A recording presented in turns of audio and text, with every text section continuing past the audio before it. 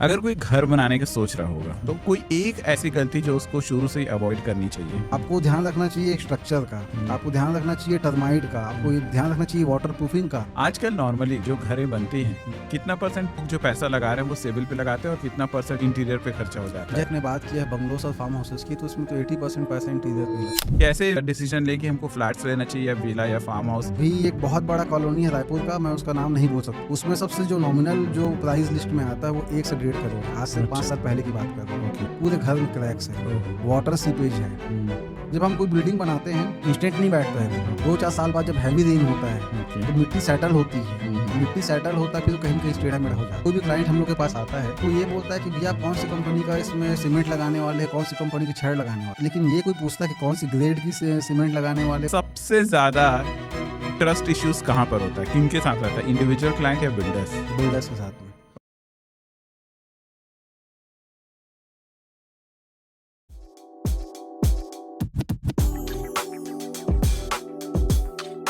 अगर कोई घर बनाने का सोच रहा होगा या फार्म हाउस बना एकदम सोच रहा है अभी आज के समय पे, और ये वो अगर ये वीडियो देख रहे हैं तो कोई एक ऐसी गलती जो उसको शुरू से ही अवॉइड करनी चाहिए, जो आप एज अ इंजीनियर आप किसी को सलाह देना चाहेंगे?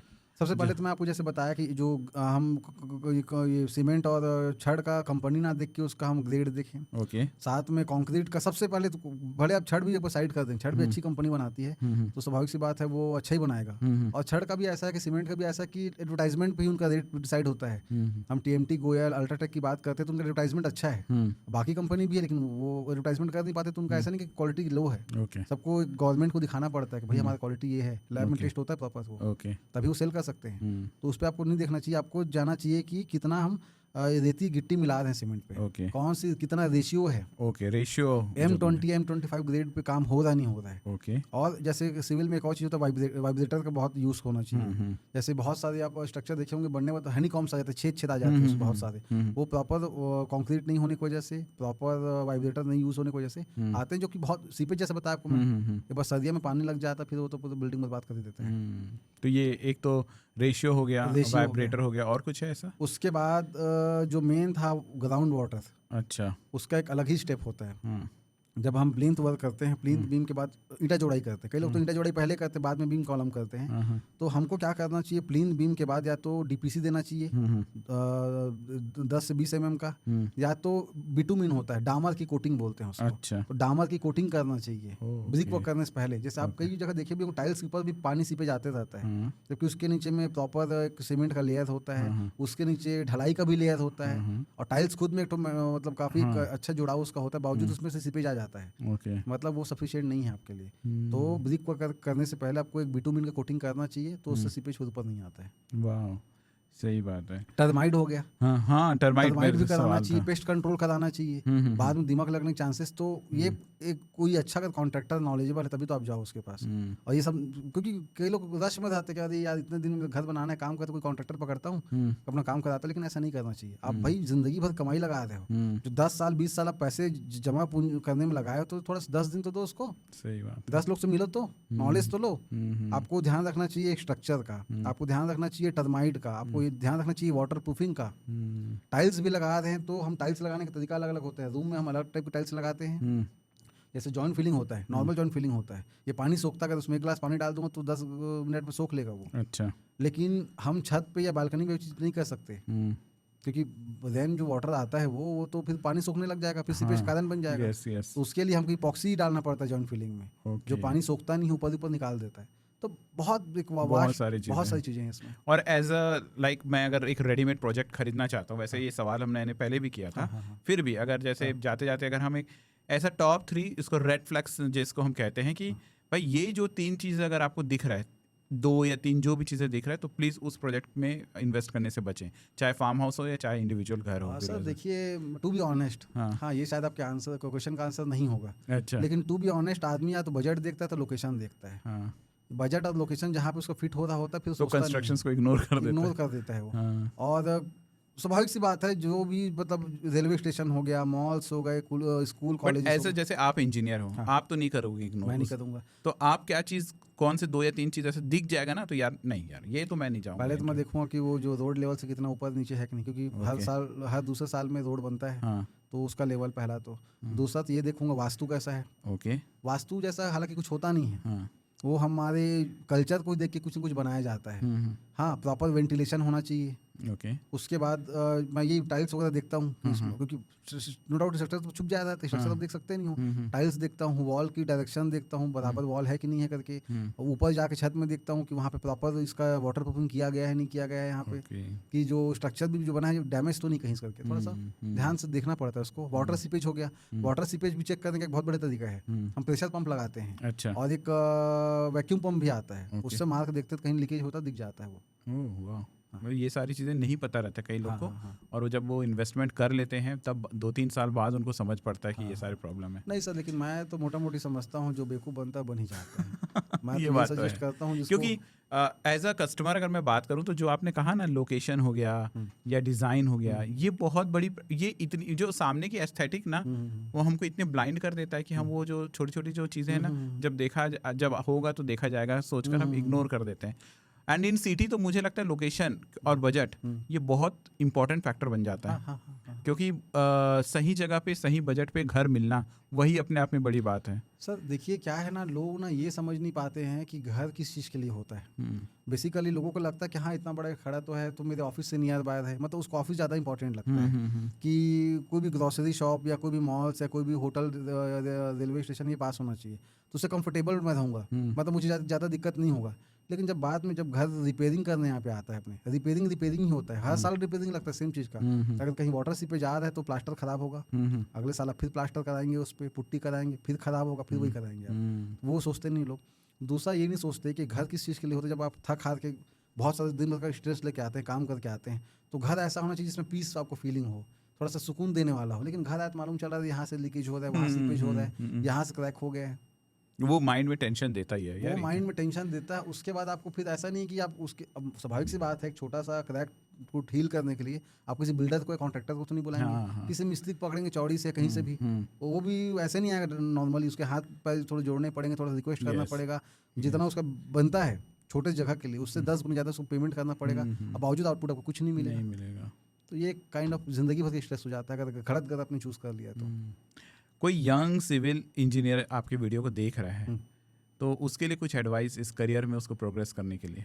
देखिए सबसे पहला चीज़ तो बिल्डिंग बहुत एक वास्ट एरिया है, क्योंकि हर बिल्डिंग का एक अलग ही स्ट्रक्चर तरीका होता है। जैसे अभी बहुत सारा अभी क्या आने लग गया है, लोगों को पूरे ब्रिक वर्क भी नहीं चाहिए होता है, उनको पूरी कास्टिंग वाली वॉल चाहिए होती है। कास्टिंग वॉल क्या होता है? कास्टिंग वॉल ये होता है जैसे हम स्लैब वर्क करते हैं, कास्टिंग करके ढलाई करके, वैसे ढलाई करके वॉल भी बनाया जाए। जैसे बेसमेंट देखे होंगे आप किसी भी मॉल का, तो पूरा वॉल ही आजकल ढलाई बनता है। ओके, वहाँ ब्रिक नहीं होता? ब्रिक नहीं होता वहाँ पे। वो इसलिए होता है क्योंकि उसका स्ट्रक्चर ही ऐसा राउंड शेप का होता है कि ऐसा से कोनिकल शेप के होते हैं, जिसमें ढलाई बहुत इंपॉर्टेंट होता है। तो सबसे पहले तो कोई भी सिविल इंजीनियर उसको तो साइट की ये पढ़ाई के अलावा 3 से 4 साल कम से कम देना चाहिए साइट में। अलग अलग कॉन्ट्रैक्टर के पास जाओ, जो बिल्डिंग मतलब जिस फील्ड में आपको, जैसे आपका अगर कमर्शियल में आपको जाना है तो कमर्शियल वाले साइट पे आप सुपरवाइजरी करो, डीपली देखो क्या चीज़ें कैसे हो रही है। रेसिडेंशियल पे जाना है तो रेसिडेंशियल कॉन्ट्रैक्टर पकड़ो आप। तो ये बहुत इंपॉर्टेंट है आपको साइट की नॉलेज लेना, क्योंकि हर एक साइट का क्या होता है कि उसका सेटरिंग भी अलग होता है। उसका जो बनाने का सांचा होता है, सेटरिंग बोलते हैं हम लोग, सब सांचे भी अलग होते हैं। अच्छा, सबसे क्रिटिकल एलिमेंट कोई क्या इग्नोर करता है? जैसे मेरे पास ज़मीन है और मैं आपसे बनवाना चाहता हूँ मेरा घर, या कोई भी है, वो कई बार हम हर चीज़ों का ध्यान देते हैं कि यार ठेकेदार अच्छा हो, उसका प्राइस अच्छा हो, मटेरियल बहुत अच्छा हो, हम सब चीज़ों के बारे में बात कर देते हैं। बट ऐसा कोई एक एलिमेंट तो होगा जो यूजुअली लोग उसको इग्नोर कर देते हैं और वो बहुत क्रिटिकल होता है उसके सक्सेस के लिए। वो शायद आप बताएंगे तब उनके ध्यान पे जाएगा, या शायद ऐसा भी हो सकता है आप बताएं तो भी वो उस पर उस समय ध्यान न दे और आगे जाकर उनको समझ में आएगा यार इस पर मैं ध्यान देना जरूरी था शुरू से। देखिए बेसिकली ये मतलब ऐसा क्वेश्चन है कि मतलब स्वाभाविक सी बात है, जो जिस फील्ड का माहिर होता है उसको ही उसकी डीप नॉलेज होता है। तो हम जैसे किसी भी क्लाइंट पास जाता हूँ, पहले रिक्वायरमेंट समझते हैं और उनका समझते पर्सपेक्टिव क्या है। मतलब हर इंसान का एक ड्रीम रहता है, भाई मेरे को ऐसा घर बनाना है, ऐसा फार्म हाउस बनाना है, लेकिन वो एकदम स्पेसिफिक नहीं होता किसी चीज़ के लिए, एक इमेजिनरी चलता रहता है। तो पहले तो हमारा ये कर्तव्य बनता है, कोई अपना 100% पैसा सेविंग लगा रहा है तो उसके मन का होना चाहिए। उसके बाद हम एडवाइस करने की कोशिश करते हैं, सर इसमें ये और कर सकते हैं, वो और कर सकते हैं। तो पहले तो हम डिज़ाइन पे बात करते हैं। तो डिज़ाइन में बहुत सारे चेंजेस हो जाते हैं, वो प्लान में चेंजेस हो जाते हैं कि भाई ये कर सकते हैं, तो उनको भी लगता है कि हाँ ये जेन्युइन बता रहा है। जैसे अभी फार्म हाउसेस की अगर बात करें तो पहले क्या होता था कि बाथरूम जो होता था सबसे मतलब छुपाने वाली जगह होता था, एकदम क्लोज इन्वायरमेंट होता था। अभी हम ऐसे बाथरूम बनाने लग गए हैं जिसमें बाथरूम में भी बैल्कनी है, ओके। बाथरूम में भी ओपन स्पेस है और ऊपर से भी खुला हुआ है वो, मतलब बाथरूम में ग्लास कवर्ड है, वो बगल में देखिए तो आप कुछ हमने गार्डनिंग की हुई वहाँ पे, ग्रीनरीज लगाई हुई, ऊपर से कवर है फुल। पहले एक छोटा सा विंडो होता था बाथरूम में जिसको वेंटिलेशन बोलते थे, जिससे एग्जॉस्ट होता था। अभी पूरा ओपन रहता, मतलब कोई अगर बाथरूम में भी है तो उसको पैक फील नहीं होता है। बिल्कुल, ऐसे लग्जरी का आजकल कोई एंड नहीं है ना, कोई एंड नहीं। आप जो इमेजिन कर सकते हो वो हो सकता है, आपके पास पैसे होने चाहिए और इमेजिनेशन। बेसिकली ये सारी चीज़ अब एसेसरीज के नाम में आने लग गए, एसेसरीज का कोई रेट नहीं होता है। यस। तो ये हम इसको करके देते हैं। हाँ, आप लोग के लिए सबसे चैलेंजिंग क्या रहता है पूरे प्रोजेक्ट में? सबसे, अगर मैं अभी तक तो हमने फाउंडेशन और ये सब बात किया, बट एंटायर प्रोजेक्ट में like from starting to end, जिसका सबसे, जब आपकी कोई कॉन्ट्रैक्ट लेते हो तो उस चीज़ का एक टेंशन हमेशा लगा रहता है कि यार ये एक पार्ट है, ये एक सही हो जाएगा तो बाकी तो मैं हैंडल कर लूंगा। देखिए टू बी ऑनेस्ट तो पैसे की बात होती है। अच्छा। कोई भी कमाने बैठता है तो सोचता है कि पैसे यहाँ पे काटे मत। और दूसरा क्या होता है, हर किसी को पैसे, जैसे एक मैंने ऑफिस साइड कर रहा था, ऑफिस के मैंने इंटीरियर और बाकी सारे काम किए हुए थे, तो वो क्लाइंट का ये था कि भाई हमको पूरा ये ऑफिस बनाना है, ये फर्नीचर वो फर्नीचर सारा कुछ। अब उसके दिमाग में क्या चल रहा है, वो पुराना आदमी है, आज 50-60 का उनका एज रहा होगा, 50-55 कुछ रहे होंगे। उनको ये लगता है जैसे ये जो लकड़ी का बना हुआ है, टेबल भी बना हुआ है, ये प्रॉपर लकड़ी का है। अच्छा। जो पुराने जमाने में यूज होता था, लेकिन ऐसा नहीं होता, तो नॉर्मल माइका है, माइका पे लेमिनेट डाला हुआ है, हम माइका पे ही काम करते हैं बेसिकली। तो ऐसे लोगों से उनका अलग ही धारणा चलते रहता है, साइड पे आके वो लोग अलग टेंशन। हम कभी किसी क्लाइंट से बात करते हैं हम समझ जाते हैं कि थोड़ा दिक्कत करेगा, मतलब एक प्रकार से एक्सपेक्टेशन जो है वो उनका एक अलग लेवल रहता है, रियलिटी अलग चलता है। मतलब उनको बजट भी कम चाहिए, तो कम से कम उनको मैं कोट किया कि मैं सर ये 60-70 लाख रुपए लगे, नहीं यार तुम 40 लाख तक लेके आओ, मेरा बजट यही है। अच्छा। अब 60 लाख 40 लाख में कोई ओरिजिनल सागौन का कैसे लगा पाएगा उसको? सही बात है। तो ये भी बहुत चीज़ें होती है, बहुत सारी चीज़ें हैं ऐसा। मतलब खासकर इंटीरियर पे तो भी ऐसा वेरिएशन आ गया कि लोग मतलब हर नए दिन कुछ ना कुछ नया आते जाता है मार्केट में, और सबको अपग्रेड वर्जन ही चाहिए। खासकर उनके घर जो क्लाइंट की मतलब यहाँ लेडीज होती हैं, उनकी वाइफ होती हैं, तो उनको ऐसा चाहिए था कि जो सब बनाए हो वो पहले देखते हैं काम क्या कैसे। अच्छा, ये भी बहुत बड़ा चैलेंज होगा आपके में कि जेंट्स जो है कुछ अलग एक्सपेक्टेशन लेके चल रहे हैं, और उसके घर में जो उनकी वाइफ है या फीमेल है, क्योंकि उनकी एस्थेटिक की चॉइसेस अलग होती हैं, और उसको बैलेंस करना, मैच करना, ये भी आपके में चैलेंज होता होगा। उसमें एक सबसे बड़ा रीज़न ये है कि मेंस जो होते हैं वो बजट पे जाते हैं, भाई हमको ये हमारा बजट है, अब तुम देख लो। वाइफ जो होती नहीं, हमको ये भी चाहिए वो भी चाहिए, भैया इसको ऐसा करा दोगे क्या, उसको ऐसा करा दोगे क्या। और दूसरा जब हम साइड कंप्लीट कर लेते हैं, मतलब क्या होता है कि आजकल इतने डिजाइनर चीज़ आने लगे, जैसे अभी आप देखिए पहले कर्टन्स का बहुत एक ट्रेंडिंग था, सभी घर में क्या बोलते हैं वो लॉफ्ट लगते थे, उसमें कर्टन्स लगते थे बढ़िया। अब वो चलन चला गया है, अब डिजाइनर डोर्स आने लग गए हैं जिसको आप छुपा नहीं सकते। लेकिन साइड बन जाने के बाद फिर बोलते नहीं हमको यहाँ कर्टन भी चाहिए। ठीक है, उनके हिसाब से ठीक, हम हालांकि डालते हैं क्योंकि उनका ही घर उनको रहना है, लेकिन कहीं कहीं थोड़ा सा ड्रॉबैक हो जाता है। साथ में बहुत सारी चीज़ें बढ़ने के बाद उन लोग का फिर एक्सपेक्टेशन नहीं, हम तो ये बोले थे, हम तो ये किए थे, क्योंकि सर ऐसा होता है कि मल्टीपल साइट्स चल रहे होते हैं एक साथ में, और वहाँ पे ये होता है कि आप कितनी चीज़ को डिटरमाइन करते, कितना ही लिखित में, जैसे स्टार्टिंग में अपन कोई भी चीज़ होता है कॉन्ट्रैक्ट बना के देते हैं कि हम ये करने वाले हैं, ऐसा ऐसा है, बीच में आप चेंज कर दोगे फिर वो काम बिगड़ जाता है वहाँ पे। सही बात। और आखिर में फिर वो नेगोशिएट करने की कोशिश भी करते हैं कि कितना ही बड़ा काम है, छोटा ही से तो है, ऐसा नहीं होता है। हाँ, एज अ कस्टमर उसको हमेशा छोटा सा और छोटे वेरिएशंस कराते उसकी जो है मतलब जो बात हुआ है उसे भैया इतना ऐड कर दो, करते करते उसकी बजट भी तो बढ़ेंगी, but they are not ready for that. और साथ में सबसे, जैसे मैं आपको स्टार्टिंग में बताया, मिस्त्री का एग्जांपल दिया था कि हमको डिटरमाइन करना पड़ता है कि सब चीज़ फ्लो में हो। तो जैसे फॉर सपोज मुझे अगर इंटीरियर करना है, तो अगर ये फॉल सीलिंग लगाना है, तो फॉल सीलिंग लगाने से पहले मुझे इलेक्ट्रिकल वाले को बुलाना पड़ेगा, भाई तुम वायरिंग लटका के छोड़ो, फिर फॉल सीलिंग डालेगा, फिर फॉल सीलिंग हो जाएगा, फिर वो कटिंग करेगा, उसके बाद पुट्टी वाला करेगा। तो कोई नया रिक्वायरमेंट आप लेके आओगे, मतलब वो 3-4 लोग डिस्टर्ब हो गए, उनका भी अलाइनमेंट बना रहता है कि आज तुमको इस साइड में जाना है, कल उस साइड में जाना है। और बहुत लगभग लोग तो एसोसिएट ही होते हैं, हमारे परमानेंट नहीं होते, हम कहीं बाहर से उनको हायर किए रहते हैं, तो उनका भी रहता है कि हाँ इस ठेकेदार के पास जाना है, उस ठेकेदार के पास जाना है, तो ऐसा से उनका कहानी रहता है। तो एक भी काम में चेंजेस किए मतलब वो फिर वो 15 दिन खिंचा जाता है। अच्छा, पिछले 15-20 सालों में या 10-15 सालों में करते हैं, बहुत ज़्यादा पीछे नहीं जाएंगे, सबसे बड़ा चैलेंज क्या रहा आपका फर्स्ट प्रोजेक्ट में? सबसे बड़ा चैलेंज क्या होता है कि जैसे कंस्ट्रक्शन काम होता है वो जैसे लोग समझ लेते हैं आसान होता है, लेकिन उतना आसान होता नहीं है। उसमें हमको सब चीज़ डिटरमाइन करके चलना पड़ता है किस स्टेज में, क्योंकि देखिए बेसिकली क्या होता है कि अगर किसी काम का कॉन्ट्रैक्ट लेते हैं, कॉन्ट्रैक्ट देते हैं, जैसे हम लेबर हायर करते हैं, तो वो बहुत बड़ा पार्ट नहीं होता है, लेकिन किस टाइम पे कौन सा काम होना चाहिए जिससे लेबर का जो कॉस्टिंग है वो सही बैठे। कौन सा, जैसे मान लीजिए फॉर सपोज अगर हम कोई भी मतलब फॉर सपोज कोई भी मिस्त्री या कोई भी लेबर हम मंगा लेते हैं, इतने तो हमको चाहिए, लेकिन आपका साइट रेडी नहीं है उस चीज़ के लिए, साइट रेडी नहीं है मतलब किस हिसाब से? काइंड ऑफ जैसे मान लीजिए लेबर आ गए, हाँ, जेसीबी टाइम पे नहीं आया है, स्कर्टिंग का मतलब फुटिंग खुदाई नहीं हुआ है, ये कहानी हो गया है। या जैसे हम क्या करते हैं, ढलाई के लिए प्रिपरेशन बना लेते हैं, इतने दिन हम ढलाई करने वाले हैं, लेकिन सेटिंग तैयार नहीं हुआ है, उसका सही से लास्ट मोमेंट मालूम, मेन इशू का आता है सेटिंग, लास्ट मोमेंट पे उसका कहीं ना कहीं एक तो मतलब लूप होल मिल जाता है, अच्छा। यहाँ से गड़बड़ है ये करके, तो उसको हमको बहुत बारीकी से देखना पड़ता है, ऑब्जर्व करना पड़ता है। उसके बाद हो गया कुछ भूलने जैसा, क्योंकि जो हम जिस फील्ड में काम करते हैं वहाँ पे लगभग लोग अनएजुकेटेड होते हैं, जिनको बस ऐसा है कि हम अपना दिहाड़ी निकल जाए उससे मतलब होता है, तो वो ध्यान नहीं देते माइनर चीज़ों पे। जब फाउंडेशन होता रहता है किसी भी बिल्डिंग का, जो थोड़ा बहुत मुझे जो नॉलेज है, उस समय सबसे इंपॉर्टेंट चीज़ क्या होता है या फिर सबसे बड़ी गलती क्या हो जाती है जो आगे जाकर पूरे बिल्डिंग स्ट्रक्चर को ही इम्पैक्ट करता है? वो बहुत बढ़िया सवाल था आपका। जैसे आपने एक जैसे एग्जांपल दूंगा, जैसे दिए में बाती होता है, वो क्या करता है, दिए से तेल सोखता है और सोखते जाता है, वैसे ही हमारा जो बिल्डिंग में काम करता है छड़ जो स्टील जो होता है वो काम करता है दिए की तरह। अच्छा। अगर फाउंडेशन के टाइम पे उसको प्रॉपर तरीके से कवर नहीं किए चारों तरफ से, ग्राउंड से भी कवरिंग होनी चाहिए, साइड से भी कवरिंग होनी चाहिए, तो वो फिर दिए की बाती की तरह काम करता है, फिर तो पानी खींचने लग जाता है और पूरी बिल्डिंग फैलाता है, क्योंकि कहीं न कहीं से कनेक्टेड होते हैं हम लोग, कहीं न कहीं से जॉइंट होता है उनका, तो पूरा मॉइस्चर होता है। आप देखे भी होंगे, पहले कोई भी बिल्डिंग डैमेज होता है तो पहले उसका छत सड़ना गिरना शुरू हो जाता है, भले वो पहले माले पे रहे, इट इज़ नॉट मतलब जरूरी नहीं कि वो दूसरे माले का जो टॉप में वही पहले माले से झड़ना शुरू हो जाता है, तो कहाँ से आया पानी उसमें, तो पानी वही ग्राउंड वाटर नीचे से आता है, ग्राउंड वाटर से आता है, कहीं रॉड खुला छोड़ देते हैं उससे आता है, छत में भी हम रॉड छोड़ कर रख देते हैं, जिसको पैक करना चाहिए टाइमली, वो भी पैक करना चाहिए, नहीं कि 2 साल तक 3 साल तक छोड़े हुए उसको फिर पैक करा, तो उसको टाइमली पैक होना चाहिए उसको। और रस्टिंग नहीं होनी चाहिए ज़्यादा उसमें। जब हम देखेंगे आप कहीं से भी छड़ ले आते हैं सस्ते में, कोई देर करके या कोई भी 5-7 महीने से स्टॉक रखा हुआ है उसको उठा के ले आते हैं, ऐसा नहीं करना चाहिए। ओके।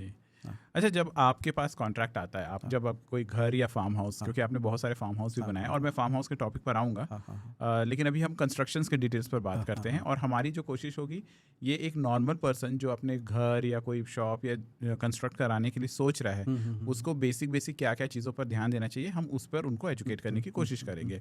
तो जब सबसे पहले आपके पास आता है एक साइट, अभी तो हमने बात किया फाउंडेशन, मैं उससे भी पहले जाता हूँ, तो उससे पहले हमको किस चीज़ पर ध्यान दें? कोई अगर समझ लीजिए कोई प्लॉट ले रहा है, उस लेवल पर उसको क्या क्या चीज़ें देख लेना चाहिए सो दैट वहाँ पर उस आने वाली कंस्ट्रक्शन प्रॉब्लम से वो बच सके? ठीक, नहीं, बहुत बड़े सवाल है।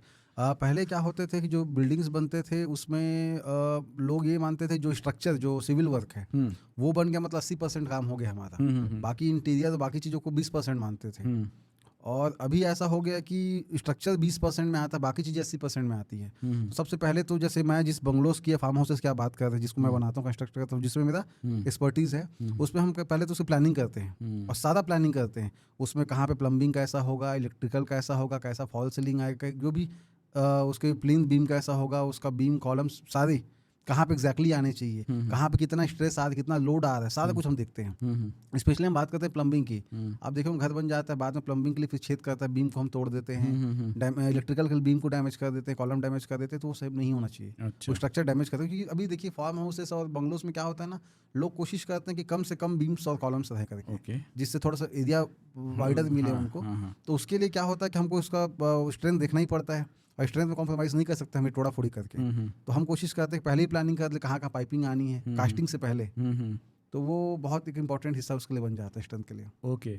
और मैंने इस पे कई जगह ऐसा सुना है कि आयरन की क्वालिटी, जो छड़ की क्वालिटी होती है, सीमेंट की क्वालिटी होती है, उस पर कई बार कॉम्प्रोमाइज़ हो जाता है। लेकिन मैं ये जानना चाह रहा हूँ कि कौन से स्टेज का कॉम्प्रोमाइज़, कई बार समय भी ऐसा हो जाता है कि शायद करना भी पड़े, बट मेरे जाने कि कौन से स्टेज का जो कॉम्प्रोमाइज़ है वो सबसे खतरनाक साबित होता है कि स्ट्रक्चर के लिए। जैसे पहले तो ये बताइए कि बिल्डिंग के क्या क्या स्टेजेस रहते हैं?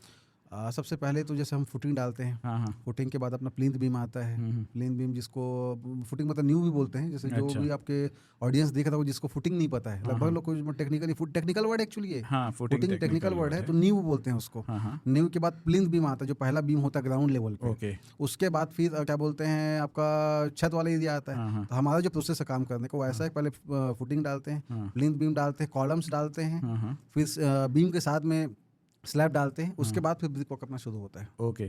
तो इसमें अगर कोई कॉम्प्रोमाइज़ कर रहा है तो कहाँ पर ऐसा जगह होता है जो वहाँ पर तो बिल्कुल भी कोई निगोशिएशन नहीं, कोई कॉम्प्रोमाइज़ नहीं होना चाहिए? देखिए बेसिकली जैसे हम हमारा ह्यूमन बॉडी है, हाँ, हाँ। तो हम ह्यूमन बॉडी में कहीं फैट ज़्यादा रख सकते हैं, कम रख सकते हैं। हाँ, मतलब कहीं भी अपन अपने जैसे आपने भी अगर अच्छा जिम की अपना पर्सनालिटी बनाया हुआ है, अब मैंने नहीं किया हुआ है, तो मैं चाहूँ तो कहीं भी फैट रख सकता हूँ, लेकिन हम फैट में कॉम्प्रोमाइज़ कर सकते हैं, लेकिन जो बॉडी की जो रीढ़ की हड्डियाँ हैं, जो बेसिकली बोन्स है, हमारी हड्डियाँ हैं, उस पर कॉम्प्रोमाइज़ नहीं कर सकते, क्योंकि यही जो होता है हमारी बॉडी को स्ट्रेंथ करके रखता है।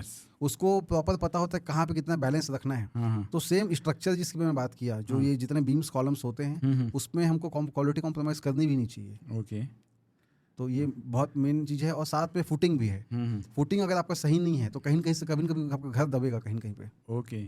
एंड जो एक कमर्शियल होता है और एक रेसिडेंशियल होता है, इन दोनों के स्ट्रक्चर्स में बेसिकली क्या डिफरेंस होता है जिसको आप लोग लेकर चलते हैं? देखिए बेसिकली डिफरेंस तो ऐसा कमर्शियल और रेसिडेंशियल जैसा कुछ नहीं है। उसमें डिफरेंस ये होता है, सबसे पहला तो बीम्स, मतलब उसमें लोड कितना आना है। अच्छा। कमर्शियल जैसे मान लीजिए रेसिडेंशियल में वहाँ मुश्किल से 20 से 50 लोग रहते हैं हाईएस्ट, या 100 लोग रहते हैं। मान लीजिए कहीं भी फंक्शन हो, 100 लोग खड़े हैं एक साथ छत में, मान लीजिए, उससे ऊपर नहीं होते हैं। लेकिन कमर्शियल की बात करें तो 1000 से 10,000 तक के लोग वहाँ पे, जैसे हॉस्पिटल हो गया 10,000 लोग भी रहते हैं वहाँ पे। तो हम पहले ये देखते हैं कि कितना लोड आ रहा है, कितने लोगों को यहाँ पे, ओके। उनको वो कितने लोग लोड कैसे वॉकिंग। कैलकुलेट करते हैं? लाइक एरिया वाइज ऐसा कुछ करते हैं? हाँ, वो एरिया वाइज ही होता है कि कितना, मतलब फॉर सपोज इस टेबल में कितने लोग आ जाएंगे, कितना लोड होगा, साथ में छत का भी लोड होगा, तो वो फिर आएगा बीम्स में, वो आएगा कॉलम्स में, तो उस हिसाब से बीम्स और कॉलम्स अपने डिसाइड होता है उसमें। Okay, that's great.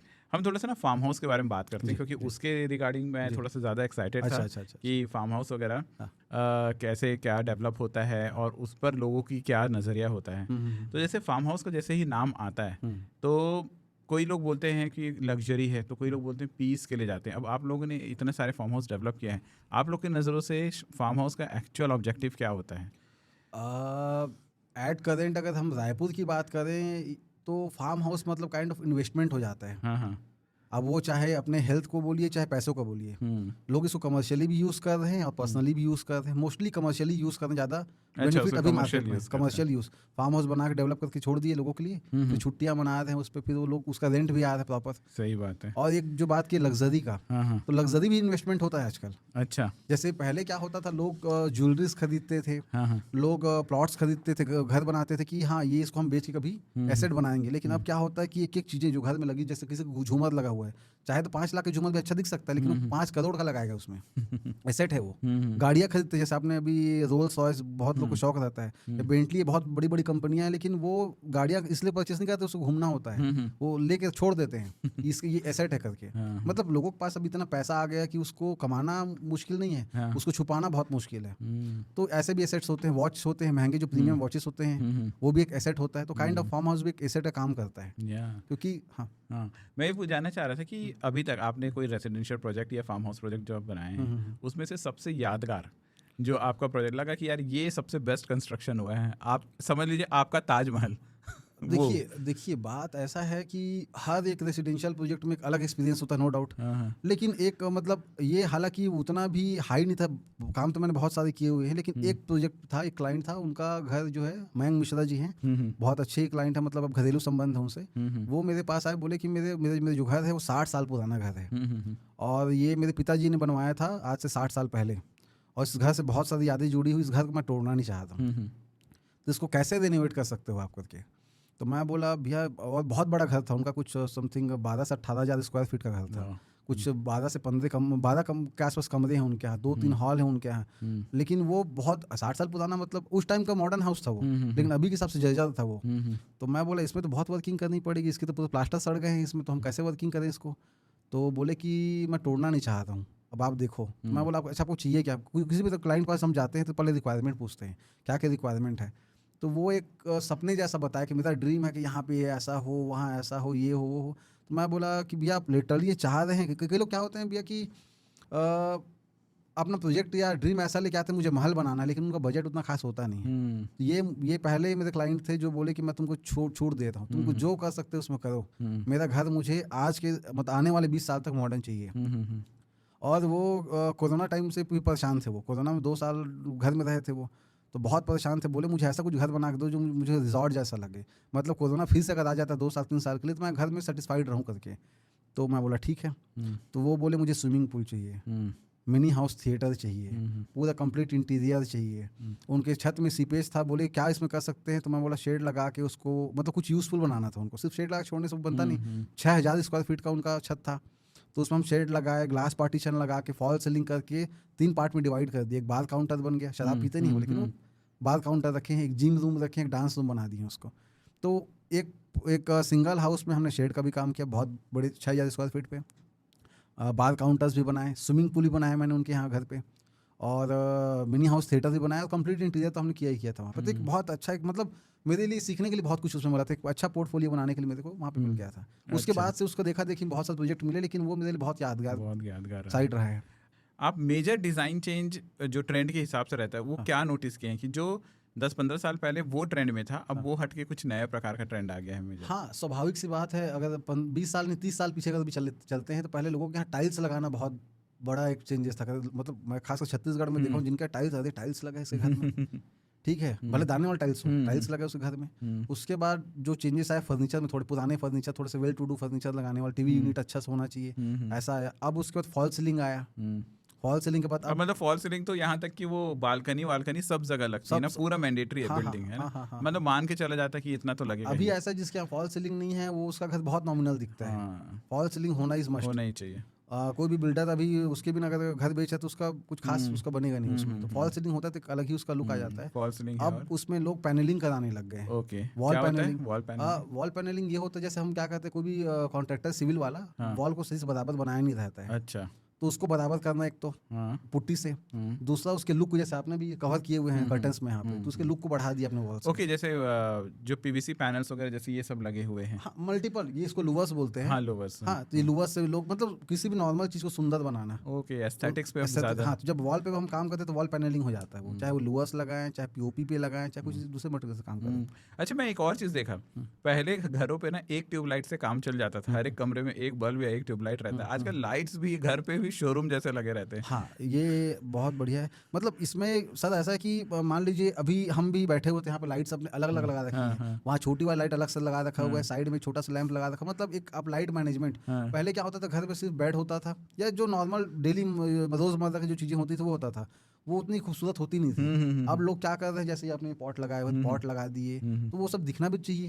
हम रेडी भी होते, पहले नॉर्मल लोग रेडी होते थे, अब लोग अलग अलग ऐसे पहन रहे हैं कि अलग अलग चीजें पहन रहे हैं, वो चमकना चाहिए, वो दिखना चाहिए। तो लाइटिंग बहुत बड़ा एक खेल उसमें करता है। जैसे नॉर्मल आप वाइट लाइट लगाएंगे किसी भी जगह पे, तो वो क्या करता है कि नॉर्मल एक मतलब उतना लाइविश नहीं लगता, लेकिन वार्म वाइट लगा देते हैं वहाँ पे, तो वो एक चीज़ों को थोड़ा सा कॉन्ट्रास्ट बोलते हैं आपके क्या बोलते हैं लैंग्वेज में, कॉन्ट्रास्ट थोड़ा बढ़ा देता है उसका, तो सुंदरता बढ़ जाती है। लेकिन सवाल ये है कि जो समझ में मुझे आ रहा है कि हम लोग आजकल ना एस्थेटिक्स पे या इंटीरियर्स पे बहुत फोकस करते हैं, कहीं उस चक्कर में ऐसा तो नहीं है कि जो मेन स्ट्रक्चरल इंटेग्रिटी है उस पर लोगों की बात करूं, आप लोग एज ए इंजीनियर आप लोग कभी नहीं करते होगे, बट उनका वहां पर ज़्यादा ध्यान नहीं जा रहा होगा कि स्ट्रक्चरल इंटेग्रिटी में क्या हो रहा है, कैसे हो रहा है, वहां पर कोई कमी हो रहा है तो वो कॉम्प्रोमाइज़ कर लेते होंगे क्योंकि उनको चाहिए बाहरी चीज़ें बेस्ट। ऐसा तो नहीं होता कि आजकल वो सारी चीज़ें नहीं। देखिए, इस पे भी चीज़ें होती है, वो मैं देखा हूँ लगभग जो थोड़े से अच्छे वेल टू डू पैसे वाले थोड़े से कोई लोग होते नहीं, थोड़ा सा मतलब उनके नेचर में रहीसी होता है, वो बोलते हैं भाई हमको मजबूत मकान चाहिए। अच्छा, तो कैसा मजबूत उनको पता नहीं होता क्या मजबूत होता है, लेकिन हमको मजबूत मकान चाहिए। तो तुमको जितना पैसा लेना है वो छोड़ देते हैं। अच्छा, तो हमको उसमें बेनिफिट मिलता है, हम अच्छे से काम करके देते हैं। लेकिन लगभग जो लोग होते हैं उनको समझाना पड़ता है भाई मजबूत मकान मतलब स्ट्रक्चर को मजबूत करना ही पड़ेगा। उनको लगता नहीं यार स्ट्रक्चर को ज़्यादा पैसे ले रहे हैं। अच्छा, जैसे मान लीजिए फॉर सपोज कोई भी साइट है, बंगलो है 1 करोड़ रुपए का है, तो उसमें सिविल का कॉस्टिंग आएगा कुछ 30 से 40 लाख रुपए, मिनिमम कॉस्टिंग है वो। तो उनको लगता नहीं इसमें क्यों खर्चा करे, उस पर वो बजट देखेंगे। 900 रुपये स्क्वायर फीट भी बोलो नहीं भैया, लोग तो 700 भी कर रहे हैं, करा दो।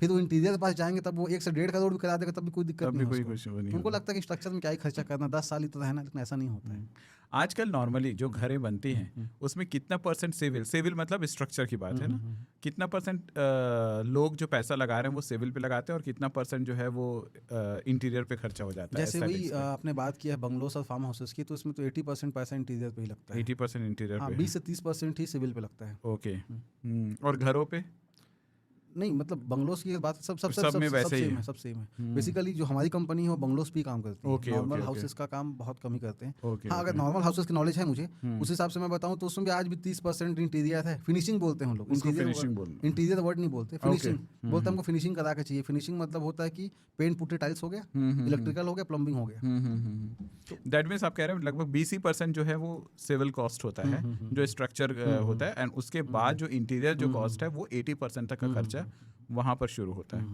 सही बात है।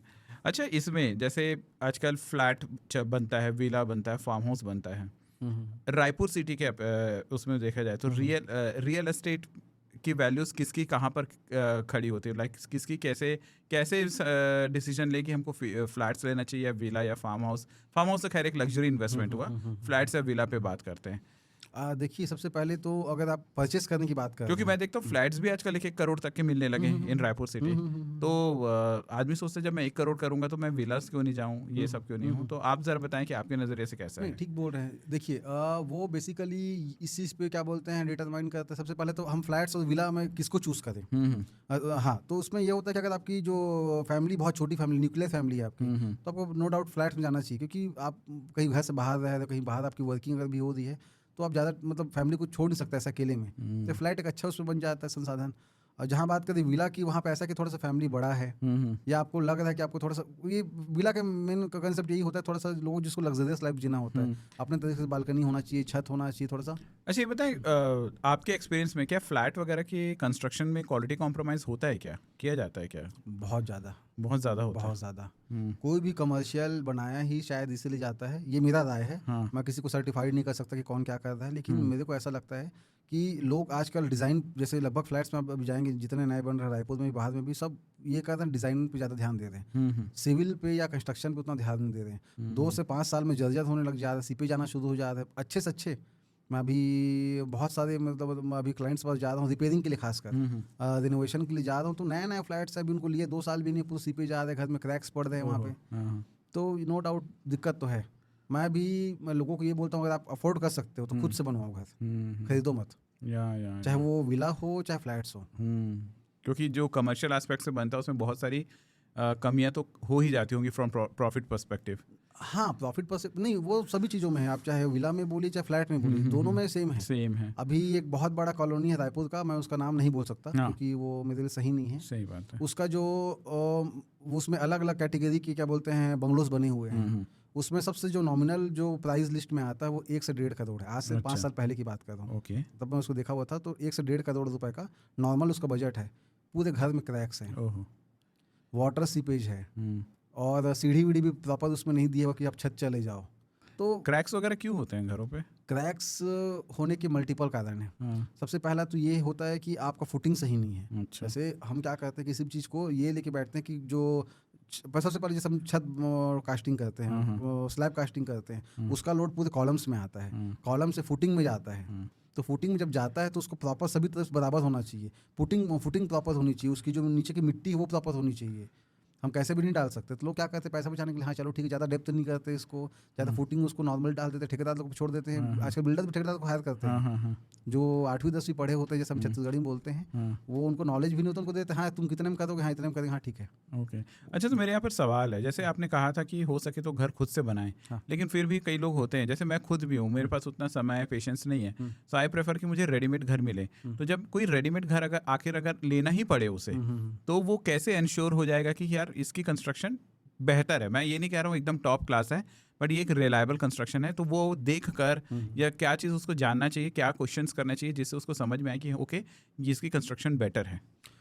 देखिए, सबसे पहला चीज़ तो यही है कि सीपेज। ओके। किसी भी कंस्ट्रक्शन, कोई भी अगर बिल्डिंग कंस्ट्रक्शन सही से नहीं हुआ है तो सीपेज दिखेगा उसके घर में, या तो ग्राउंड वाटर। नहीं, अगर नया घर ले रहा है, नया प्रोजेक्ट कहीं पर, जो रेडीमेड जो रियल एस्टेट प्रोजेक्ट लेते हैं ना, जो कंस्ट्रक्शन कंपनी नहीं, नए में तो सर ऐसा है कि देखना थोड़ा सा मुश्किल है। हाँ, आप ये मेजर कर सकते हो कि आसपास में और कोई घर बना हुआ है जिसके ये प्रोजेक्ट में अगर इनका हिस्सा पार्टिसिपेशन है, वो कैसा बना हुआ है, उसकी क्वालिटी कैसी है, मतलब आप डिटरमाइन कर सकते हो। ऐसे आप डिटरमाइन, जैसे फ्रेश होम है उस एरिया में, सभी लोग नए हैं, जो कॉलोनी बनी हुई है, और सभी लोग अभी 5-6 महीना या साल भर सब हुए हैं आए हुए, तो वहाँ पर एज सच बहुत ज़्यादा तरीका, मतलब हम खुले आंखों से या कुछ सवाल करके हम डिटरमिन नहीं कर सकते नहीं कर सकते कि अंदर क्या नहीं कर हुआ सकते, है। क्योंकि जैसे प्लास्टर भी कई लोग लोकल क्वालिटी करते हैं तो उसको आप झाड़ सकते हो, लेकिन पुट्टी लग जाता है फिर आप नहीं झाड़ सकते उसको, तो बेवकूफ़ बन रहे हैं आप। रायपुर में देखिए तो 70% लोग वैसे ही घर में रहते हैं जिसमें क्रैक, क्योंकि क्या होता है सर, जब हम कोई बिल्डिंग बनाते हैं इंस्टेंट नहीं बैठता है वो, 2-4 साल बाद जब हैवी रेन होता है तो मिट्टी सेटल होती है,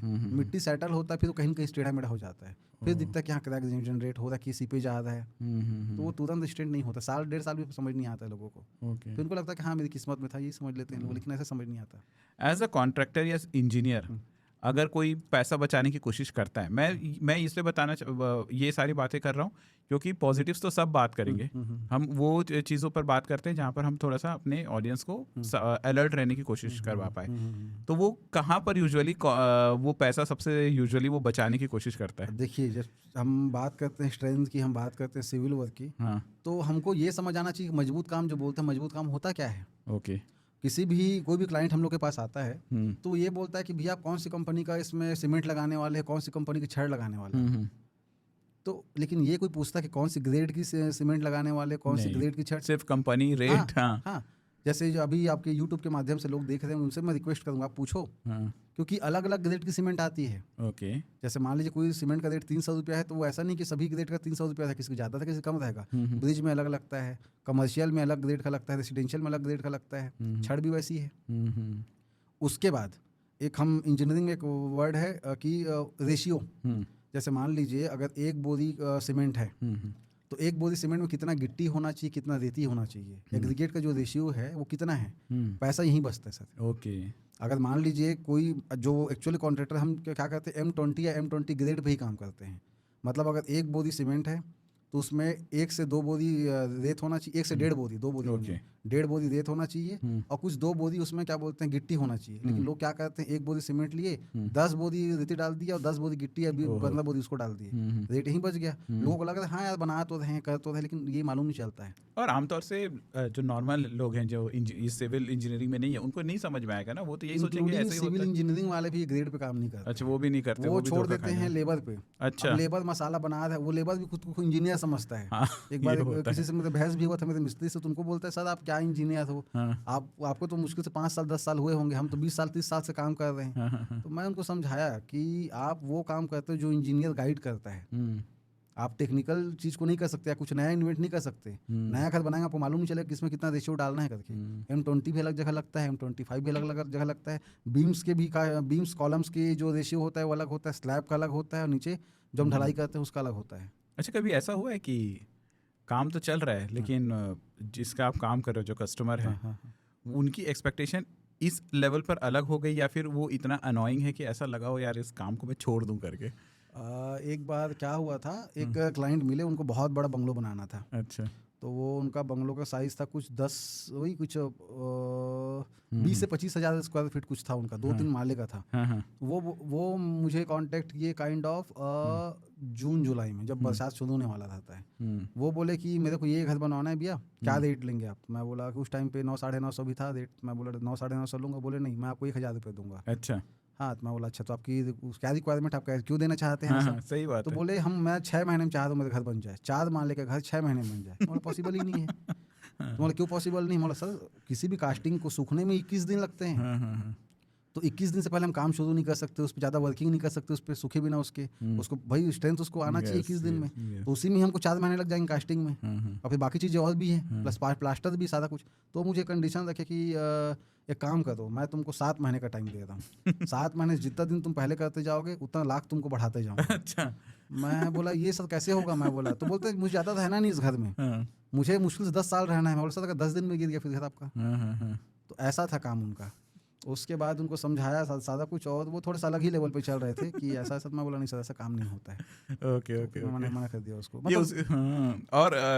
और कई ये खैर ये वही वाली बात है, मतलब उनके जो सपने हैं वो कुछ अलग हैं और ग्राउंड रियलिटी काफ़ी अलग चल रही है। वो ये सोचते हैं कि वो पैसे कमा लिए तो पैसे से दुनिया जीत सकते हैं, लेकिन हर चीज़ का एक टाइम होता है। बिल्डिंग का तो होता ही है, इट टेक्स टाइम, तो टेक्स टाइम है। आपके पास पैसे कितने भी हो मैटर नहीं करता, वो टाइम लगता है उसमें। फिर भी आपके प्रोजेक्ट में मेरे को लगता है डेडलाइन तो हर जगह मिलता होगा। हाँ, डेडलाइन सभी जगह मिलता है ना, और हम लोग 1.5 से 2 महीने का एक्स्ट्रा लेके चलते हैं। भाई इसमें कुछ भी हो सकता है, मतलब जहाँ 8 महीने। और डेडलाइन मिस होने का मेन रीज़न क्या रहता है? डेडलाइन मिस होने का यही रीज़न है मेन, तो पहले तो यही कोऑर्डिनेशन और सबसे बड़ा जो क्लाइंट नहीं समझते हैं और नहीं मानते हैं वो ये है कि टाइम मतलब वो लास्ट मोमेंट में चेंजेस करा देते हैं, ओके। हमको ये चाहिए करके। तो उनको लगता है इतना बड़ा घर इतने दिन में बन गया तो ये कितना दिन लगेगा, लेकिन उनको ये समझ नहीं आता कि कहीं एक रोलिंग चल रहा होता है लोगों का, इसके बाद ये होना, इसके बाद जब भी मैं साइड कोई आता है मैं पूरे एक तो पहले उसका प्लान साथ में बना लेता हूँ कि इस दिन इसका से काम है, इसको होना है, इस डेट पे इसको होना है, तो मैं एकदम पूरा सेट कर लेता हूँ उसको। नहीं भी रहूँ तो ये आदमी इस दिन आएगा यहाँ पे, जैसे काइंड ऑफ अपॉइंटमेंट हो जाता है उनका कि इस दिन आपको यहाँ पे रहना है, मतलब रहना है। अच्छा। और उसमें कोई भी मिस कर देता, कभी तीज त्योहार भी आ जाता है छत्तीसगढ़ में, खासकर बहुत तीज त्योहार है। अभी ही जैसे हरेली निकल गया, राखी निकल गया, अभी गणपति, तो ये वो। और सबसे बड़ा ड्रॉबैक सिविल में खासकर ये हो जाता है कि लोग शराब पीते हैं। अच्छा। शराब पिए फिर 4 दिन गायब, मिस्त्री साइड में पड़ा हुआ है सो के, तो ये थोड़ा सा और ये हमारे स्टेट में तो कुछ ज़्यादा ही कॉमन है। कुछ ज़्यादा ही कॉमन है। तो अभी मेरे खासकर जो इंटीरियर वाले जितने मेरे लोग हैं वो आउट ऑफ छत्तीसगढ़ के हैं मोस्टली, और सिविल वाले हैं। अच्छा, आप ये बताओ, छत्तीसगढ़ के जो लेबर हैं उनसे हैंडल करना इजी है कि बाहर के जो मिस्त्री हैं, किससे हैंडल करना मुश्किल है, किससे? देखिए, बात छत्तीसगढ़ की नहीं होती, बात लोकल की होती है। आप कहीं पे भी जाए, अगर महाराष्ट्र में जाएंगे तो महाराष्ट्र का लेबर आपसे ताम बात करेगा। अच्छा। हाँ कि भाई क्योंकि छत्तीसगढ़ जैसे मान लीजिए फॉर एग्जाम्पल जहाँ फ्री का चावल मिल रहा है, फ्री की बहुत सारी योजनाओं में पैसे मिल रहे हैं, तो क्यों आपका सहेगा फिर वो? सही बात है। थोड़ा तो दिक्कत करेगा वो कि नहीं भाई तुम काम नहीं, तो हाँ ठीक है हम 2 दिन घर में बैठ जाएंगे, फ्री के चावल। फिर उनके तीज त्योहार भी बहुत ज्यादा पड़ेंगे लोकल वालों के। बहुत बहुत बहुत बहुत परेशान।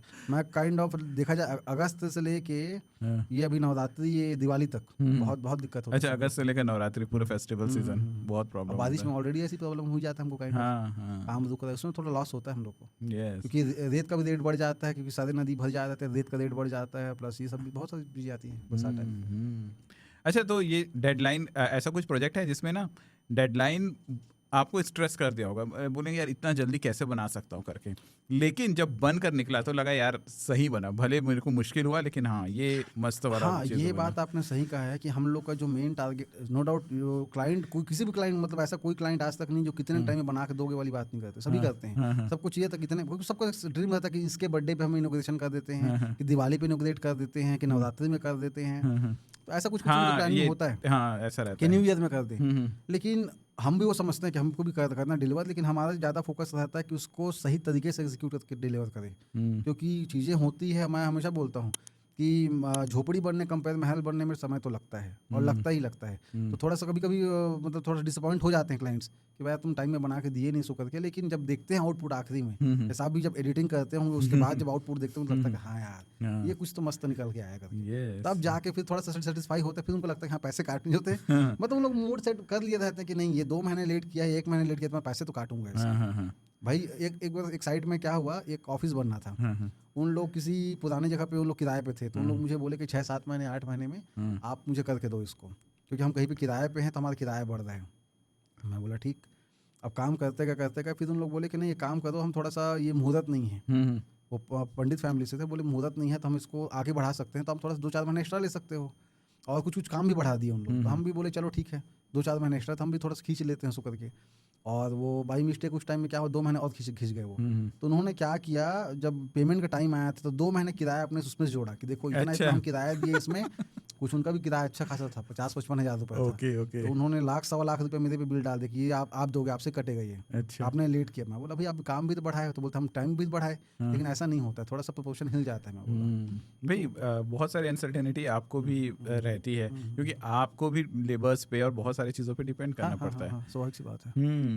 अगर कोई आपको बोलता है ना कि मैं सिर्फ एक उदाहरण के लिए बोल रहा हूँ कि मुझे ताजमहल जैसा बंगला चाहिए या मुझे फार्म हाउस चाहिए, आपका पहला रिएक्शन क्या रहता है? आप पहला चीज़ क्या सोचते हो और क्या पूछते हो? मैं तो पहले तो क्लाइंट को देखता हूँ कि भाई क्लाइंट का बजट कैसा है। अच्छा। हाँ, मतलब लोगों से बात करके मालूम चल जाता है कि ये इतना बोल तो है, और क्या होता है सर कि सबको जो चाहत है वही सुनना पसंद है। अगर तो सोच लिया मेरे को महल चाहिए, तो उनको महल का प्लानिंग दिखाना पड़ता है।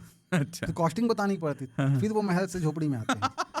तो ये सबसे बड़ा ड्रॉबैक है कि मतलब बहुत सारी जगह हैं ऐसे। तो एक एग्जांपल दे रहा हूँ, एक जगह गया हुआ था तो मैं बोला कि वो बोले कि वो गूगल से फोटो निकाले, देखिए ये वाला मुझे चाहिए, तो क्या क्या रिक्वायरमेंट है, सब चाहिए हमको, फॉल सीलिंग चाहिए, ये चाहिए, वो चाहिए, मॉड्यूलर किचन चाहिए, सारा कुछ चाहिए इसमें। तो बोले क्या बजट लगेगा बताओ तुम। तो मैं बोला सर थोड़ा सा मुझे वर्क करना, नहीं यही थोड़ा सा इंस्टेंट करके दिखाओ यहाँ पे। फिर मैं स्ट्रक्चर पे गया, बोला 40 लाख तो स्ट्रक्चर में लगेगा सर, और ये चीज़ें हैं 60 से 70 लाख रुपये इंटीरियर में जाएगा आपके। 40 लाख बोलते 25 लाख का बजट ही है बोलते हैं। मैं बोला सर 25 लाख में कौन सा महल खड़ा होता है। तो फिर उसको लो ठीक है बताता हूँ, बोले फिर वो कैंसिल। हाँ, जाहिर सी बात है, वो कहीं और ढूंढे होंगे। सही बात है। और इंडिया में कंस्ट्रक्शन में सबसे ज़्यादा जुगाड़ कहाँ पर होता है? डिज़ाइन में होता है कि बजट में, या डेडलाइन टाइमलाइन पे? किस जगह पे सबसे ज़्यादा जुगाड़ लगा कर काम हो जाता है? देखिए हर एक फील्ड में देखिए, जैसे मान लीजिए सिविल तो खुद में कंस्ट्रक्शन फील्ड ही है। उसके बाद आपका इंटीरियर फर्नीचर भी है। जैसे हम सोफा वगैरह बनाते हैं, तो चाहे तो उसको अच्छे मजबूत प्लाइस या मोटे प्लाइस बना सकते हैं, लेकिन कई बार डेड लाइन का प्रॉब्लम होता है कि पैसे फंड का प्रॉब्लम। हम लोग का लगभग इनकम जो होता है इंटीरियर से होता है, क्योंकि इंटीरियर में सब एसेसरीज होता है। तो कौन सी चीज़ कितने कॉस्ट की आएगी आप उसको डिटरमाइन कर ही नहीं सकते। कर ही नहीं सकते। जैसे आपने ये स्टैंड रखा हुआ है, अब इसको मैं MS का बना के डीको पेंट करा दूँ, तो उसका जितना का ये आपका पूरा लाइट है, उसका 10 गुना रेट में सिर्फ पेंट आएगा। सही बात। तो उस पर हम थोड़ा सा वर्किंग कर लेते हैं कि नहीं ये है तो ये ऐसा कुछ उसमें डिजाइनिंग में चेंजेस करके। अच्छा, आपके दो टाइप के क्लाइंट होते हैं, एक इंडिविजुअल क्लाइंट होते हैं, हाँ। और एक बिल्डर होते हैं। हाँ। और जाहिर सी बात है, यूजुअली इंजीनियर या कॉन्ट्रैक्टर को बदनाम किया जाता है कि यार इन लोग अपने प्रोमिसेस पे नहीं रहते हैं। हाँ। ये तो हर एक बिजनेस का है, जहाँ पर भी लेन देन होता है वो एक दूसरे के प्रति एक ट्रस्ट का डेफिसिट तो रहता ही है। आपके लाइन पे भी रहता है, क्योंकि बहुत सारे आप लोग में इनवेरिएबल्स होते हैं। हर चीज़ तो डिटरमाइन नहीं होता। लेकिन आप बिल्डर लोग के साथ भी काम करते हो, आप क्लाइंट लोग के इंडिविजुअल क्लाइंट लोग के साथ काम करते हो। सबसे ज़्यादा ट्रस्ट इश्यूज कहाँ पर होता है, किन के साथ रहता है, इंडिविजुअल क्लाइंट या बिल्डर्स? बिल्डर्स के साथ में। और किस प्रकार का रहता है? वो ऐसा रहता है कि मान लीजिए आपका घर बन रहा है, 2 महीने लेट भी कर दिया, लेकिन आपका घर का मैं आउटपुट अच्छा दे रहा हूँ, अच्छे से बना के देता, आप खुश हो जाते हैं। और हर एक मतलब एक मान लीजिए कोई भी बंगलो ओनर है, फार्म हाउस ओनर है, या कोई भी नॉर्मल घर का मालिक है, वो थोड़ा सा कहीं ना कहीं इंसानियत रहता है उसमें। हो सकता है कि कुछ मान लीजिए 20 में से कुछ एक आध 2 साइट ऐसे नहीं करते जहाँ पे थोड़ा हार्टलेस होकर पैसा काटते हैं, लेकिन वो लगभग जगह 18 जगह में हमको पैसा अच्छे मिल जाता है। लेकिन बिल्डर क्या करता है, उनकी एक टीम होती है जो जिनको हायर ही किया जाता है कि ये कॉन्ट्रैक्टर से तुम गलती निकालो, उसका पैसा काटना है, और पैसा नहीं काट पाए तो तुम्हारा पैसा कटेगा उसमें। तो उन लोग फिर एड़ी चोटी की जोर लगाते हैं। तो पहले तो बोलेंगे हाँ आप कुछ भी बना दीजिए, आपको ये करना है वो करना है, हमको क्वालिटी का कोई मतलब नहीं है, हमको ये चीज़ चाहिए, ये करेंगे करके। तो पहले तो वहाँ पे बढ़ने के बाद फिर आते हैं उन लोग, भाई इसमें ऐसा क्यों है, वो टाइल्स ऐसा क्यों है इसमें, मतलब वो ऐसा आपको चीज़ें दिखाएंगे जो मतलब रिजनेबल ही नहीं है बिल्कुल भी। ऊपर से मैं अभी बिल्डर साथ काम करना बंद कर दिया हूँ, क्योंकि उनके टर्म एंड कंडीशन इतने सारे होते हैं। जैसे आप मान लीजिए कोई कॉलोनी का काम कर रहे हैं, तो उस कॉलोनी में आपके अलावा मतलब किसी और काम आप ले नहीं सकते। कोई अगर कोई अप्रोच भी करता है आपको तो आप नहीं कर सकते, एडवर्टाइज नहीं कर सकते, काम के दौरान आप उसको रेट नहीं बता सकते क्या रेट में आप कर रहे हो। उसके बाद जी जैसे जैसे इनका टर्म्स बहुत सारे पूरे 2-3 पेज होता है टर्म एंड कंडीशन का। और उसके बाद ये भी होता है कि सब काम आप सही से कर लिए एक्यूरेटली, तब भी 5% पैसा आपका रोक के रखेंगे हम, क्योंकि नेक्स्ट साइड में आपको ढूंढना ना पड़े, फोन लगाना ना पड़े। ऐसा तो मैं बोला यार सब काम करने के बाद भी 5% तुम लोग रोकोगे, फिर क्या बचेगा मेरे पास? 5% 10% तो कमाई ही होता है कॉन्ट्रैक्टर का, और काटने में अलग तुम बैठे हुए हो वहाँ पे। तो वहाँ पे मतभेद हो जाता है। एक साइड में क्या हुआ कि एक नॉर्मल से कॉलम 10 लाख रुपए लग गए थे।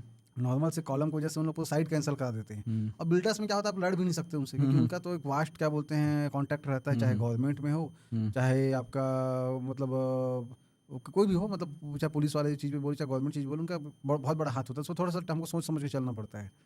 और ये नॉर्मल अगर किसी भी क्लाइंट की बात करें तो वो सीधा साधा होता है, कितना ही कोई लड़ लगे, उनको ही पता है कि भी कॉन्ट्रैक्टर्स के भी 4 सोर्सेस होंगे, तो थोड़ा सा वहाँ पे हम लोग को डील करने में आसानी होती है। आजकल इको फ्रेंडली कंसेप्ट बहुत आते हैं ना, लाइक ज़्यादा बिजली बचे उससे, ऐसा कुछ है कि आजकल अभी भी लग्जरी ड्रिवन ही चल रहा है, या फिर वो इको फ्रेंडली घर या कमर्शियल कॉम्प्लेक्स वो ऑन पेपर ज़्यादा हैं, बट एक्चुअल में देखा जाए तो अभी भी जो होते हैं कि लग्जरियस ही चीज़ें बनना चाहिए? सर ऐसा है कि मुझे ऐसा, मेरा परसेप्शन ऐसा है, मुझे वैसा कुछ ज़्यादा नॉलेज नहीं, लेकिन as per my knowledge eco friendly जैसा कुछ भी नहीं होता है। कुछ नहीं है। नहीं, क्योंकि बहुत पढ़ने को मिलता है, और न्यूज़पेपर वगैरह में आता है इको फ्रेंडली घर बनाएं, इको फ्रेंडली कॉम्प्लेक्स है, ये एडवर्टाइज किया जाता है, इको फ्रेंडली कॉलोनी, इस तरीके से। देखिए सर, इको फ्रेंडली के नाम पे उन लोग क्या करते हैं, मान लीजिए कि जहाँ पे सीलिंग देना चाहिए वहाँ पे ग्लास दे दिए, अच्छा ग्लास में मेटल दे दिए, तो ग्लास भी तो कहीं ना कहीं तो दिक्कत है। हाँ, अब उसमें सोलर पैनल लगा देंगे। अब बोलेंगे हम कि बिजली का हम खपत नहीं कर रहे हैं, हम सोलर लगाएं, लेकिन सोलर हर जगह नहीं होता है, लिफ्ट को नहीं उठा सकता, वो हाई लोड को नहीं उठा सकता। सही बात है, उसकी अपनी एक कैपेसिटी होती है। साथ में क्या करता है सोलर का, क्या होता है बहुत बड़ा अमाउंट आपको एक साथ देना होता है। जैसे बिजली बिल जो 5 साल 10 साल का जो आपका कंजप्शन होता है, जिसको 5 साल 10 साल में किस्ती देते हो, उसको सोलर पैनल लगाने एक बार में देते हो, तो लगभग लोग नहीं करते हैं। जो लोग लगाते हैं उन लोग इस तरीके से लगाते हैं कि थोड़ा बहुत बिजली की, जैसे मान लीजिए अपना अगर 1000 रुपये का बिल आता है तो 100-150 रुपये तक का हमारा ऑफ हो जाए, ऐसा कुछ, क्योंकि स्वाभाविक सी बात कितनी बड़ा पैनल लगा लेगा। एक बड़े बंगलों में क्षति तो होता है, सही बात। प्राइवेट गार्डन भी नहीं होता तो कितना ही लगा लेगा। तो ये इको फ्रेंडली जैसा मेरे को लगता नहीं कुछ ऐसा है। हाँ, प्लांट्स लगा सकते हैं आप, लैंडस्केप कर सकते हैं, जो काइंड ऑफ नेचर को बचाता है, पेड़ लगा सकते हैं। इसके अलावा इको फ्रेंडली जैसा कुछ भी नहीं। तो उसके अल्टरनेट कुछ ना कुछ आप पॉल्यूशन कर ही रहे होते हैं। सही बात है, वो करने में भी पॉल्यूशन होता ही रहता अभी है। एक मैं जैसे अभी बहुत सारे कोल्ड ड्रिंक पीते होंगे, जैसे आजकल जो बहुत सारे फ्रूटी माजा आता है, हाँ, तो उसमें पेपर स्ट्रॉ देने लग गए हैं। हाँ। अब पेपर स्ट्रॉ किस में आता है? प्लास्टिक में रैप होके आता है। तो क्या इको फ्रेंडली वो फिर वो? सही बात है।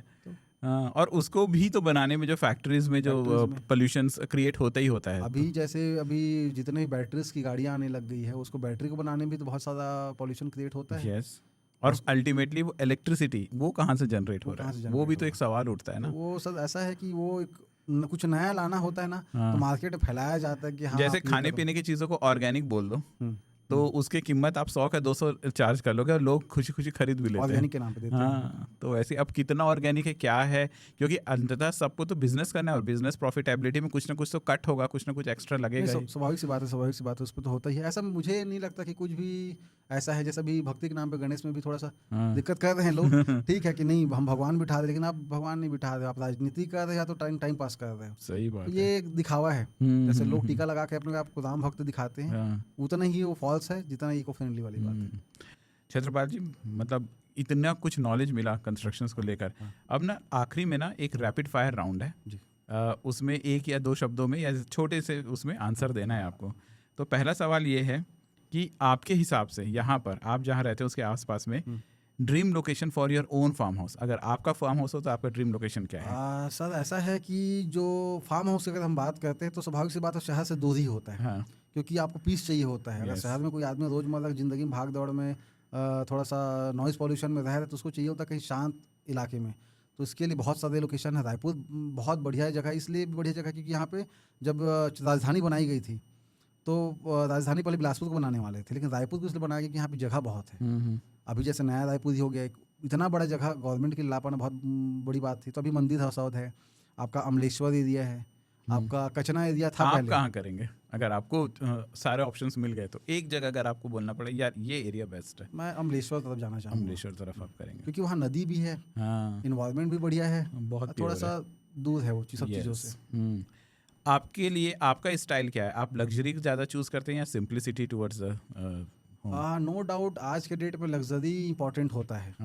आपको अगर दिखाना भी है या खुद को रहना मतलब ये भी भी है। करना है तो आपको लग्जरी दिखाना पड़ेगा, क्योंकि आपकी जो आप ये स्वाभाविक सी बात, जैसे अभी इतने बड़े अभी 1 घंटे या जितने भी टाइम का एपिसोड था, आप एक बार ये नहीं पूछा आपको अर्निंग कितनी है, तो लोगों को मालूम कैसे चलेगा कि आप कमाते कैसे हैं? Yes. तो दिखाना जरूरी है। आपका बहुत घर सही दिखाता, आपकी गाड़ी दिखाती है, घर और earning गाड़ी कैसी है। दिखाती है, घर गाड़ी कपड़े। लग्जरी आपको नहीं चाहिए, लेकिन आपको करना पड़ता है। Yes, हाँ, सही लेकिन बात है। Simplicity at the same time जरूरी है, क्योंकि आप बहुत सारा लग्जरी चीजें भर देंगे, डेकोरेशन भर देंगे, आपको मन में शांति नहीं आएगा।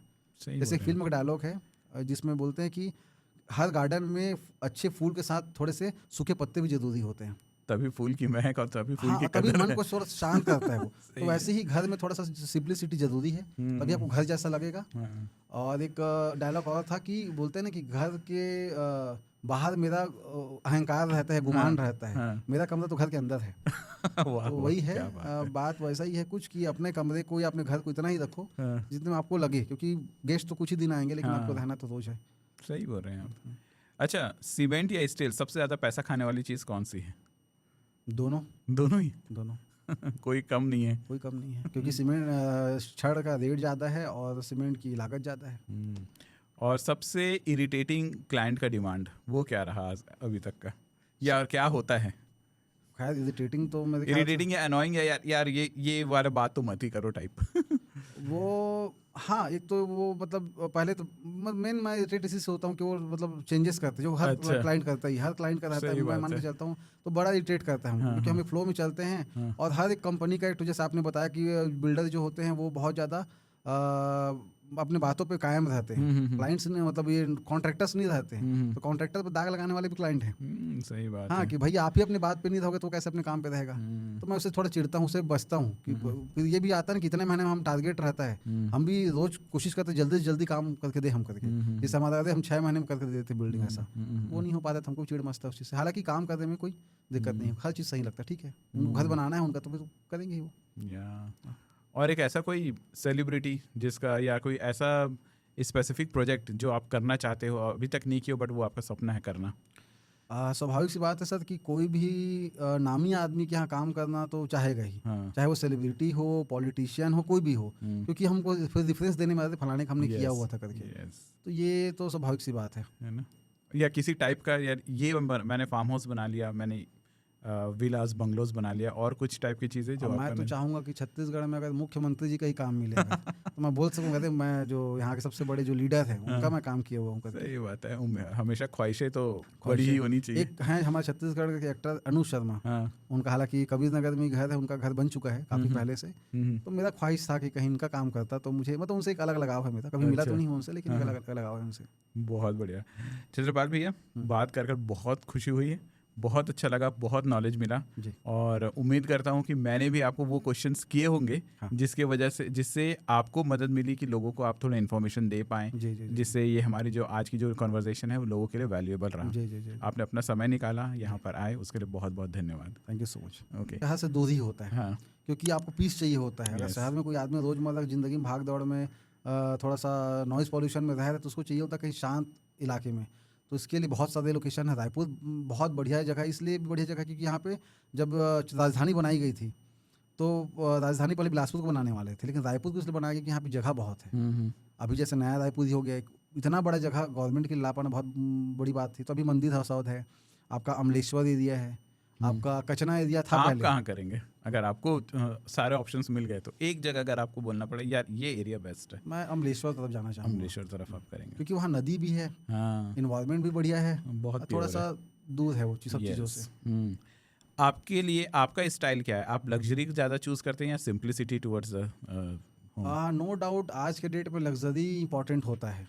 आपको अगर दिखाना भी है या खुद को मतलब ये भी करना है तो आपको लग्जरी दिखाना पड़ेगा। क्योंकि आपकी जो आप ये स्वाभाविक से जैसे अभी इतना बड़े अभी 1 घंटे या जितने भी टाइम का एपिसोड था, आप एक बार ये नहीं पूछा आपको अर्निंग कितनी है। तो लोगों को मालूम कैसे चलेगा कि आप कमाते कैसे हैं? तो दिखाना जरूरी है। आपका घर दिखाता, आपकी गाड़ी दिखाती है, घर और गाड़ी दिखाती है, घर गाड़ी कपड़े। लग्जरी आपको नहीं चाहिए लेकिन आपको करना पड़ता है। हाँ, लेकिन simplicity at the same time जरूरी है। क्योंकि आप बहुत सारा लग्जरी चीजें भर देंगे, डेकोरेशन भर देंगे, आपको मन में शांति नहीं आएगा। जैसे एक फिल्म का डायलॉग है जिसमें बोलते हैं कि हर गार्डन में अच्छे फूल के साथ थोड़े से सूखे पत्ते भी जरूरी होते हैं, तभी फूल की महक और तभी फूल की कभी मन को थोड़ा शांत करता है वो। तो वैसे ही घर में थोड़ा सा सिंप्लिसिटी जरूरी है, तभी आपको घर जैसा लगेगा। और एक डायलॉग और था कि बोलते हैं ना कि घर के बाहर मेरा अहंकार रहता है, गुमान रहता है, मेरा कमरा तो घर के अंदर है। तो वही है, बात वैसा ही है कुछ कि अपने कमरे को या अपने घर को इतना ही रखो जितने में आपको लगे, क्योंकि गेस्ट तो कुछ ही दिन आएंगे लेकिन आपको रहना तो रोज है। सही बोल रहे हैं आप। अच्छा, सीमेंट या स्टील सबसे ज्यादा पैसा खाने वाली चीज कौन सी है? दोनों ही कोई कम नहीं है? कोई कम नहीं है, क्योंकि सीमेंट छड़ का रेट ज़्यादा है और सीमेंट की लागत ज़्यादा है।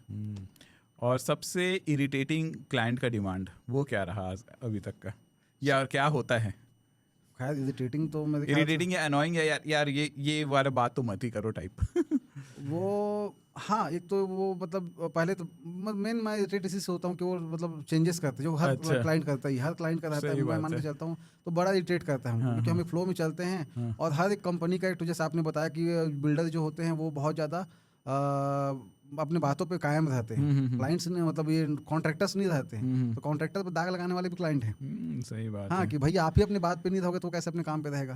तो मैं उससे थोड़ा चिढ़ता हूँ, उससे बचता हूँ कि फिर ये भी आता है ना कितने महीने में हम टारगेट रहता है, हम भी रोज कोशिश करते जल्दी से जल्दी काम करके दे हम करके।